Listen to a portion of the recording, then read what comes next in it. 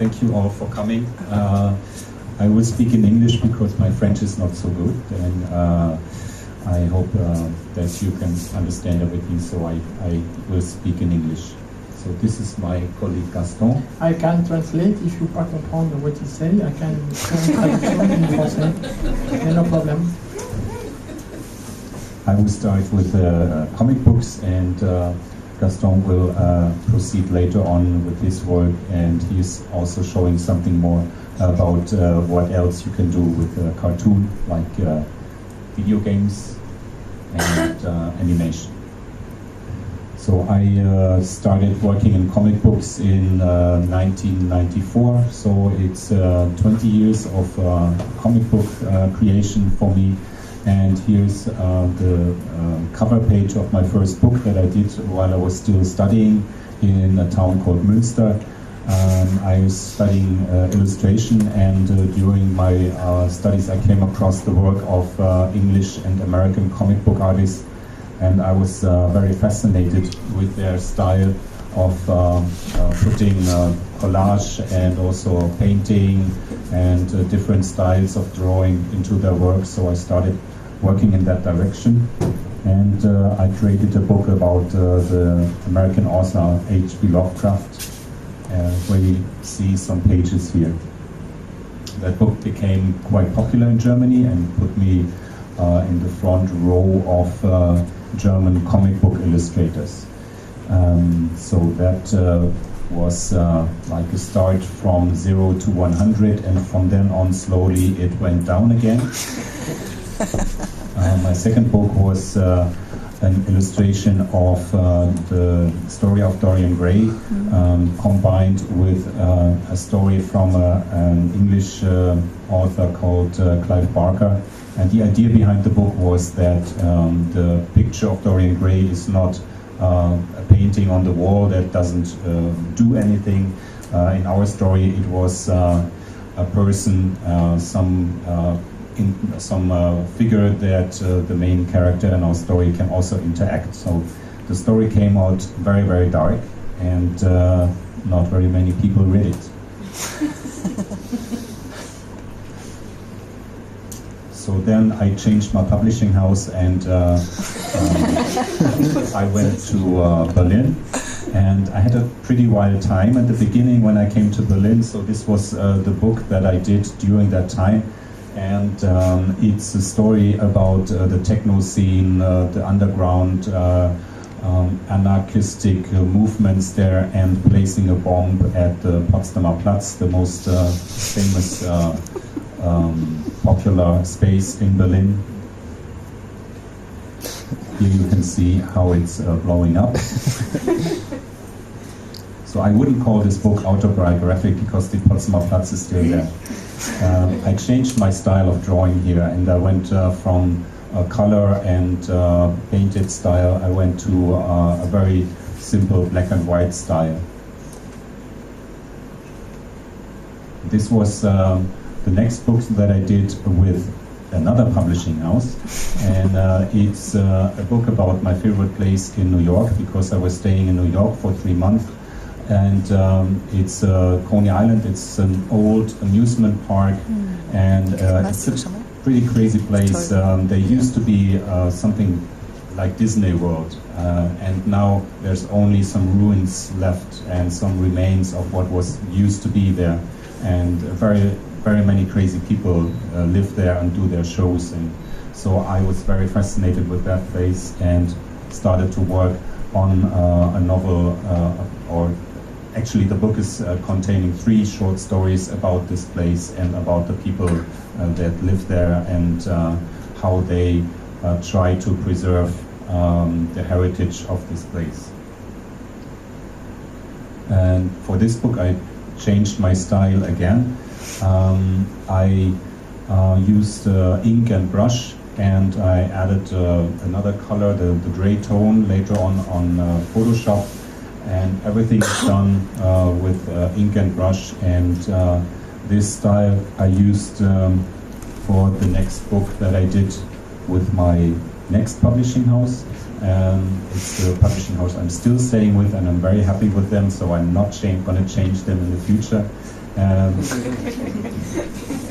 Yes, it's cash. Yeah, that's why I chose it.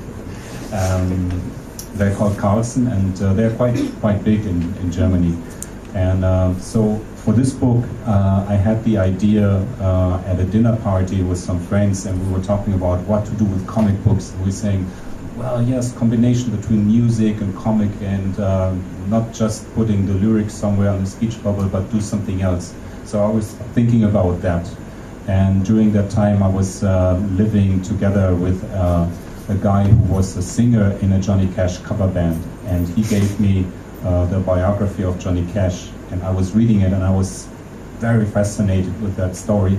So I decided to work on this project. And I did some research. I met some people that helped me with informations. And so I started working on the book, and while I was half through the work, I finally found on YouTube or somewhere else a trailer for the movie.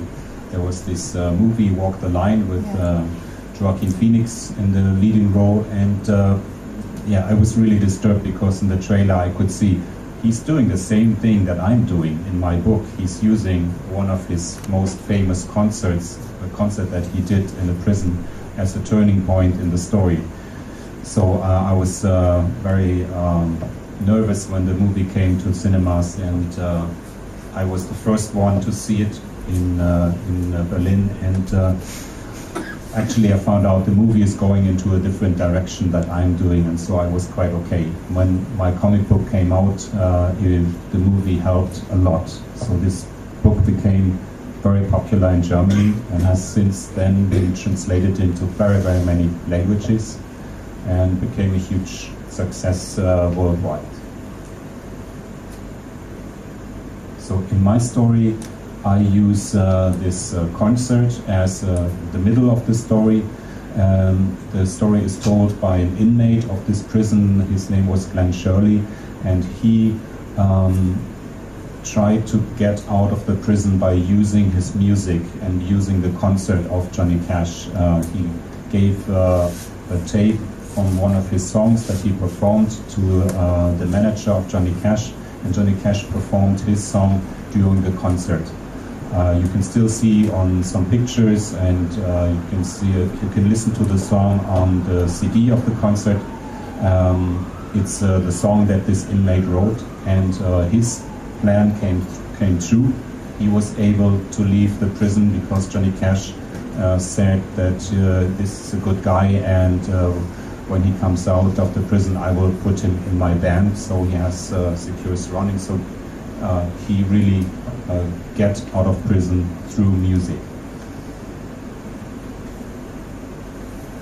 And well, this book tells the story of Johnny Cash's life from his childhood until the time when he was doing his last recordings, the famous American recordings, his last albums. And in the end, we see the old Johnny Cash, and we see him disappearing. And so the book is telling Johnny Cash's life to his death, but it's not showing his death. So after this book became a big success, my publishing house was very open-minded towards new projects, and they had the idea to make something like a carnet de voyage, which is very famous in France. And so they said, well, we want to do something like this in Germany because this is not done with German artists. So pick a country where you want to go, and we send you there, and you can make a book about it. Nice. So in the news there was that Fidel Castro resigned from his political power, and I said, okay, I'm going to Cuba, there's something going on there. So I learned Spanish, I went to Cuba, and I found out, well, nothing's happening there, except that Fidel Castro is gone, but the rest is the same. But still, I wanted to do the book, and I made a lot of sketches in the street, I made a lot of photos, and later on in my studio I made illustrations for this book. Here is illustration from a family that I visited, and you can see a little bit of the living conditions in the old houses in Cuba. And other pictures, like this one in the street, where I wanted to portray the atmosphere in this city. But I also wanted to use this trip to Cuba to do research for my next big biography project. And I did some research on Fidel Castro. First I wanted to do the other one, Che Guevara, but I soon found out that there's a lot of other comic books about Che Guevara, so I took the other one with the beard, and that's Fidel Castro. And after the book was finished, I told myself never to do a politician again, because it was horribly lots of work. Because Fidel Castro is almost 80 years of really, really complicated political history, and to put all of this in a book is very, very complicated. So also in this book we follow Fidel Castro from his childhood to the time where he was in a hospital, and we tell the story of Fidel Castro's life and also the story about the politics in Cuba. Here you see a page from the old Fidel Castro. Somebody told me that he has the book. I signed it for him. There was a guy at a comic convention. He came to my table with the book, and he said, "Well, can you sign it for Fidel?" And then I had to make a little drawing. And yeah, now he has it in his library because he's collecting all the books that has ever been written about him. So I think it's a very big library. After that, I turned towards a story about a boxer, and I found this story just by accident. I was doing research, and then I found a book about this guy. His name is Haft. He was a Polish Jew, and he was sent to a concentration camp, to Auschwitz, and he was a boxer. He was used as a boxer in the camp by the SS officers, and later on he was in other camps, and he made an odyssey for 4.5 years through several concentration camps that he survived by boxing against other prisoners. And then he managed to escape. He survived the war. Then he went to America, and he started a very short career as a professional boxer, because he didn't learn anything else in his life. So that's mainly the story. So there is a story behind that put on the two parts together, and that's the story of his love. And when I was reading the book that I found that was written by his son, I almost cried in the end, because the story is so strong. And he was supposed to marry a girl before he was captured by the Nazis, and then he went to America and he couldn't find her. He knew that she was also in America, but he couldn't find her, so his idea was to become a professional boxer and become as famous as possible, so that she would be able to find him. It's a very, very strong story, and in the end of the book they meet, but I'm not telling the end. This story was first published in a newspaper in Berlin, in Germany, and I got very much responses from readers, and they were very, very touching. This was a book that I started several years before. It's a series about vampires. It's a completely different style. And for this series I worked together with a German author called Tobias Meissner. And this story is, it's about vampires in Berlin, and they're ruling the city, they are the government, and actually we used it as a very simple political metaphor. And this book is playing very much with the history of Berlin, the separation, the wall that was built in Berlin. In our version of Berlin, we also have a wall, and that's between the the mortal sector and the immortal sector. Can I ask a question real quick? Is Yes. it set in nowadays, or is it in the past, or in the future? It's set in some kind of like a second world. We don't say that it's at what time it is. Everything looks like it could be in the 20s, but the buildings are much higher, so it's like a fantasy image. It's not set in a time schedule.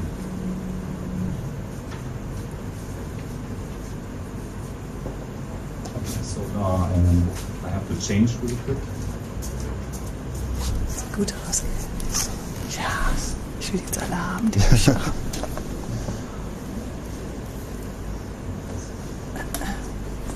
This is the last book that I did. It's a story about a Somalian runner. Her name was Samir Yusuf Omar, and she competed in the Olympic Games in 2008 in Beijing, and she became very famous because she was running in the 200-meter sprint for women, and she came in very, very last. When the first runner came in, I think it was the athlete from Jamaica. She was still on the track, and but she got the biggest applause because the people realized that she's a poor girl from Somalia. She didn't have proper clothing. She was very thin, but she competed, and she was very strong. So she decided to go back to Olympic Games in 2012 in London, and she was not able to get proper training in her home country, so she decided to leave Somalia and took the migration route through many African countries to come to the Mediterranean Sea, enter a boat, and go to Italy so that she could get good training there and be able to compete for her country in the Olympic Games in London. Unfortunately, she died on her way, and this story made the news in Germany in 2012 for a while, and that's how I came across this story. I thought it's very heartbreaking because things like this are happening every day in the Mediterranean Sea.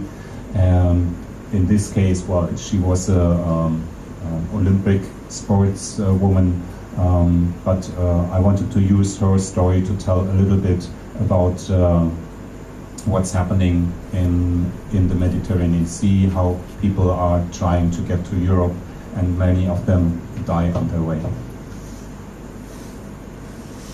And that's a picture of her. And I was doing research on her life, and I met her sister.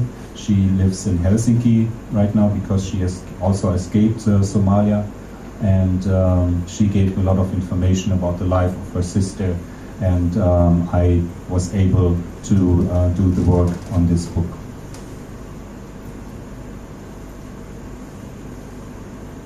So this is the start of the story, where the family sees the TV show of the run in Beijing, and that's where the story starts. So, okay, this is a short overview about the books that I did in the last years.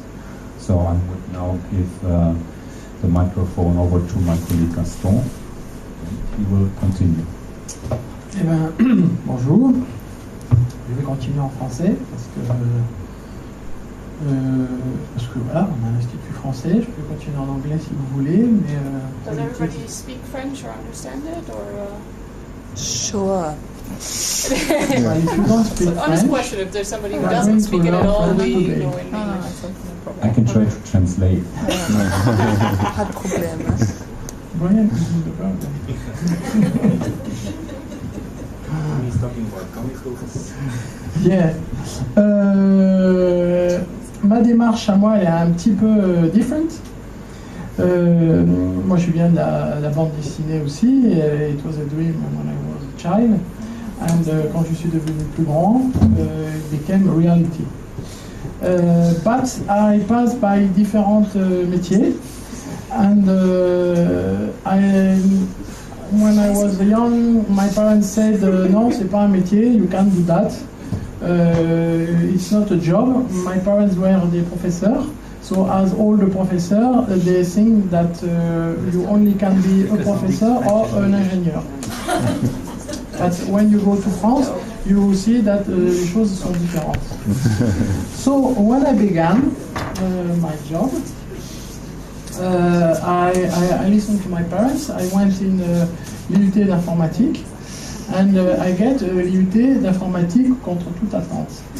But when I finished, I began to work on some newspapers. I worked like un gamin à qui on prend ses dessins et they publish the drawings in the newspapers. So I don't have so many images like my friend to show to you because as the good reputation of French people against les Allemands qui sont plus organisés. Voilà. Donc, on va going to do as c'est possible. So, I don't have some drawings to show to you about the newspapers. But when I was a child, they changed me the publishing of ces dessins contre the free entrance to concerts. It was perfect for me. My first really work dans le dessin was when I commençais to... It's clear for tout le monde? Okay. So, you know, I went to Brazil some years before, and a lot of people in Brazil speak Portugnol. So we are going to speak together le franglish. It's maintenant. So the first work I did, except la bande dessinée, was le dessin animé, cartoon. Because when you draw, you can do a lot of things except comics. You can do comics, but if you want to buy a house and to have a woman, you must win money. And so you must win a little bit of money. And to win money, to work more easily, par exemple, il y a le dessin animé. Donc le premier travail que j'ai fait, ça a été un espèce d'entrée, je passe sur les détails, mais c'est une espèce de rentrée par la grande porte qui a été là-dessus. Alors peut-être qu'il y a des gens qui ont déjà vu ça.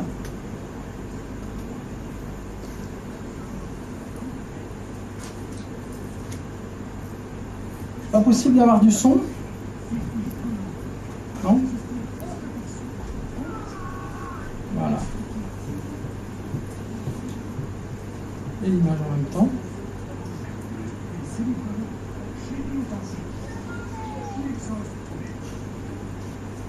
Non, ça un peu. Tu rapproches le micro? Hein? Le micro, Je vais pas brancher. Non, mais il a pas Here, the second? Ah, non. Ok, bon, on va faire avec ce qu'on a. Voilà, ça c'était le premier film. Moi j'ai travaillé comme intervalliste, c'est-à-dire assistant à l'assistant à l'animation sur la bande à Picsou, parce qu'à l'époque en France il y avait le studio Walt Disney. Voilà. Il y avait un studio Walt Disney qui s'est monté à Montreuil.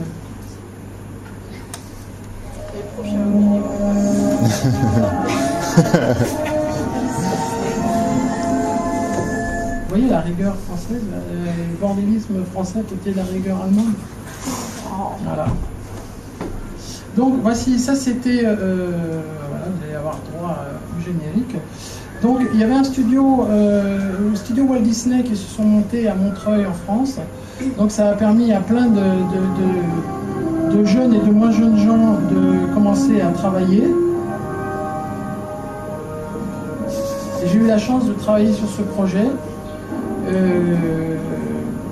Comme assistant à l'animation, ce qui a tué à peu près toutes mes ambitions dans le dessin animé, parce que quand on commence à bosser chez Disney, après c'est difficile de travailler ailleurs.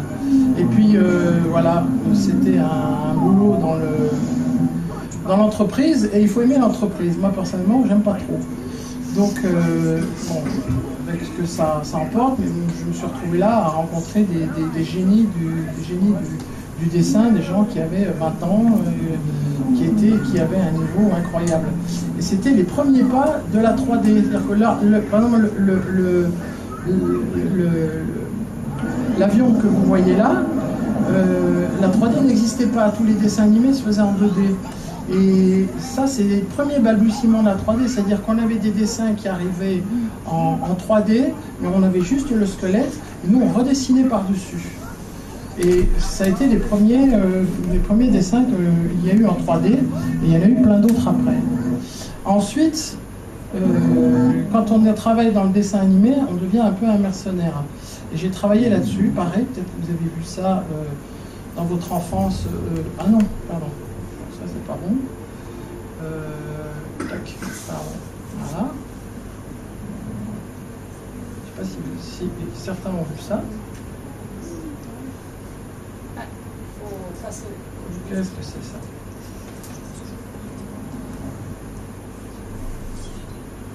Voilà. On en a mangé sur France 3, sur M6, on en a mangé pendant des années. Les aventures de Tintin, là j'étais les Outman. Les Outman, c'est le metteur au cadre, c'est le travail qu'il y a après le storyboarder.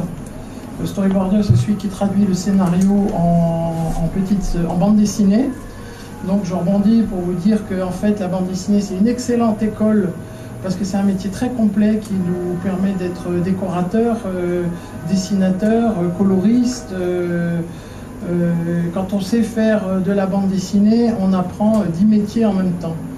On n'est pas obligé d'appliquer ces 10 métiers en même temps après, mais voilà, le travail de layout, c'était un travail qui consistait à séparer chaque case de storyboard en plusieurs plans, un plan de décor, un plan de personnage, un plan de cadre. Les décors vont aux décorateurs, les personnages vont aux animateurs et le cadre va au cadreur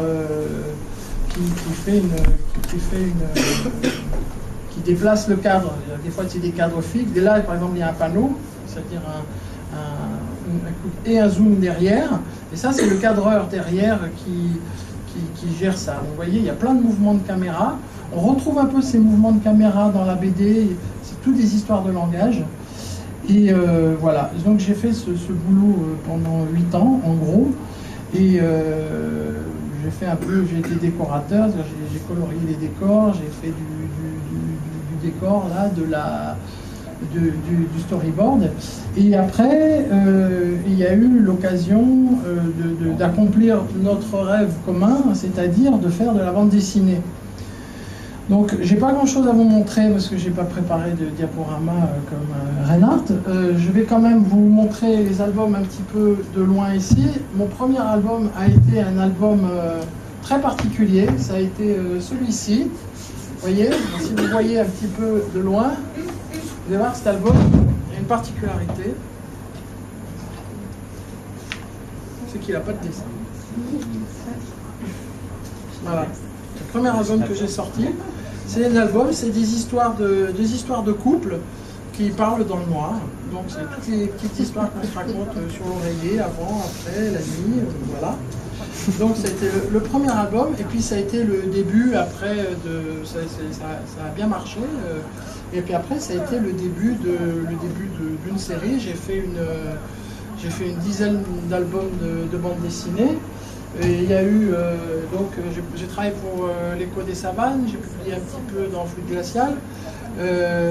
Voilà, ça a été un autre album qui a été passé chez Albin Michel.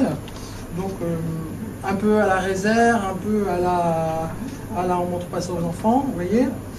Et voilà, j'ai fait ce métier pendant de loin ça va, ça passe. J'ai aussi fait des trucs qui passent pour les enfants. Je ne les ai pas pris. Julie m'en veut, mais j'ai oublié tout ce qu'il fallait en fait. Et donc il y a eu une dizaine d'albums. Alors ça a été des années passionnantes parce que j'alternais entre la bande dessinée, la prépublication, le travail dans les journaux. Je continuais à faire du dessin de presse dans les journaux.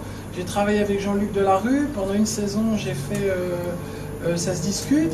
Je dessinais sur plateau pendant ça se discute. Et j'ai eu... voilà, quand on est dessinateur, on passe un petit peu par partout. Et j'ai eu l'occasion, et ça a été un petit peu... Alors, je ne sais pas si c'est là. Ça va encore le réseau. Le réseau, si, voilà. J'ai eu l'occasion de trouver un éditeur qui m'a donné l'opportunité de faire des carnets de voyage. Donc, on prend un au pif, vous voyez, alors là, il y a des... donc, le principe du carnet de voyage, il est simple, vous connaissez, c'est on va quelque part, on fait des dessins, on les ramène, on fait un livre avec, et... Est-ce que je vais réussir à avoir...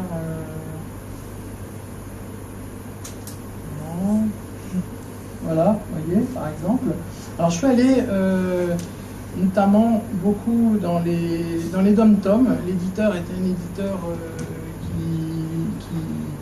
qui vendait sur les dom-toms essentiellement. Donc, il m'a envoyé, ça a commencé par un livre sur la Réunion, qui a été... non, par un livre sur la Guyane. On va partir sur la Guyane, si vous voulez bien. Voilà, il y a eu ce bouquin sur la Guyane qui a été un coup... La BD, le principe, c'est qu'ils font un test, on sort un album. Si l'album marche, on en fait un tome 2. Si l'album ne marche pas, c'est plus difficile. Si un album marche, le tome 1, ils le vendent. Si le tome 2 se vend un petit peu moins, ils font quand même un tome 3. Et puis si le tome 3 ne se vend pas, il n'y a plus de série, en gros. C'est un peu comme le cinéma, c'est un peu comme les acteurs qui doivent faire leur preuve, qui mettent la tête sur le bio, en gros, à chaque fois qu'ils commencent. Qui font un film ou qui font quelque chose, on remet un petit peu notre avenir en question. Quand on fait un livre qui fait un succès, on est assuré d'en avoir 3-4 derrière à peu près. Hein. Et puis c'est un crédit qui baisse quand on vend moins. J'ai eu de la chance, la Guyane a été un très gros succès en Guyane. Il se trouve que les gens se le sont accaparés, que les touristes ont commencé à l'acheter, que les gens qui étaient sur place ont commencé à l'acheter aussi. Du coup, il y en a eu plusieurs. Il y a eu celui-ci sur la Réunion aussi. Voilà. Donc c'était très bien parce qu'on me payait des voyages. Donc vous voyez, le principe du carnet de voyage, c'est des mélanges de photos, de dessins, de n'importe quoi. Il y a un proverbe qui dit que quand on sait dessiner et quand on sait écrire, on fait des carnets de voyage. Et que quand on ne sait pas dessiner et quand on ne sait pas écrire, on fait des carnets de voyage aussi. Voilà. Donc il y a eu toute une collection qui est sortie. Il y a eu des livres pour enfants, il y a eu un livre en Amazonie que je me suis éclaté à faire. Marseille, Martinique, Mayotte, Madagascar, Montpellier, et puis jusqu'à récemment, vous voyez, les albums, ils ressemblent à ça, c'est le format habituel pour des carnets de voyage. Il y a un code qui veut que les carnets de voyage, on les fait sur des formats comme ça. C'est plus tout à fait de la bande dessinée, mais voilà, j'ai trouvé que mon destin a fait que j'ai touché un peu à tout, et tant mieux. Voilà. Donc ces carnets de voyage se vendent toujours. J'ai des carnets qui ont des gros succès dans des endroits où je ne vais plus, donc je suis très connu dans les endroits où je ne vais pas, c'est dommage. C'est pas très grave non plus. Et voilà, et je continue, j'espère que ça va continuer. Je suis un petit peu restreint sur les dom-toms, à part Madagascar, parce que après il y a une histoire de business, c'est-à-dire que les éditeurs, ils veulent que... Ils ont leur marché, ils ont leur réseau. C'est pour ça que Reinhart fait essentiellement des biographies. C'est pour ça que je fais beaucoup de carnets de voyage. Parce que la France, c'est comme ça. Quand on est catalogué, enfin la France, quand on est catalogué quelque part, on nous fait refaire la même chose. Alors on peut changer, etc. Mais on a tendance à nous restreindre là où on sait faire, là où il y a eu du succès. C'est difficile de rebondir des fois sur d'autres choses que ce qu'on a fait. N'empêche que, voilà, tout ça, ça a duré une dizaine d'années, ça dure encore. Et puis après, il y a des gens qui m'ont mis un petit peu le grappin dessus. C'était pour un boulot qui devait durer quelques mois et qui en a duré 6 ans. Voilà. Et ça concerne un petit peu plus les plus jeunes. Vous voyez les doigts déjà, ça réagit. Ah non, mais ça c'est un gamin qui raconte qu'il faisait. Alors, attendez. Voilà. C'est un studio de jeux vidéo. Ça c'est quoi ça? Ça peut servir.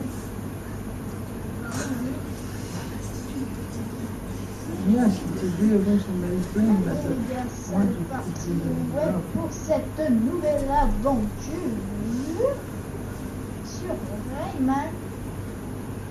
Ah. Ah. Il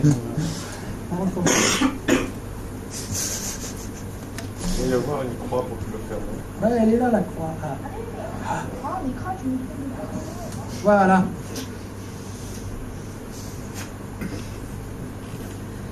Donc voilà, ça a été les lapins crétins, la grande aventure des lapins crétins.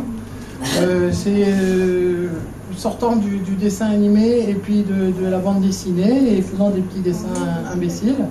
On m'a appelé pour faire du game design, c'est-à-dire de la recherche d'idées liées au jeu, à la façon de jouer. Donc j'ai commencé à faire des petits dessins et puis des storyboards et j'ai terminé par être scénariste et dialoguiste sur ce jeu-là, sur les lapins, la crétin, la grosse aventure. Et ça a été une super aventure pour moi. Je me suis retrouvé de nouveau à travailler en studio. Donc voilà, ça, il faut des équipes de 80 personnes pendant 2 ans pour faire un jeu vidéo. Donc moi j'y connaissais rien du tout et j'ai appris sur le tas. Voilà. Donc je connaissais pas du tout les lapins crétins, c'était pas super connu. Et j'ai vu cette licence grossir et se faire connaître avec les années. Et ensuite, après ça, il y a eu une nouvelle aventure.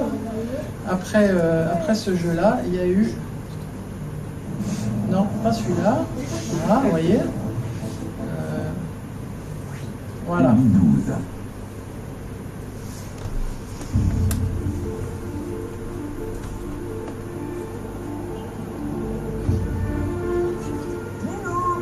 Calme-toi, Milou. Elle est magnifique. La licorne, c'est son nom. C'était le jeu inspiré du film de Spielberg. 50 canons. Une vraie célébrité. Donc on a eu le jeu à faire dans l'enceinte du studio à Elby. Il y a quelque chose à l'intérieur de cette... Et j'étais dialoguiste, j'étais storyboarder, donc toutes ces images je les ai storyboardées avant. La prochaine exposé que je ferai, j'emmènerai le storyboard.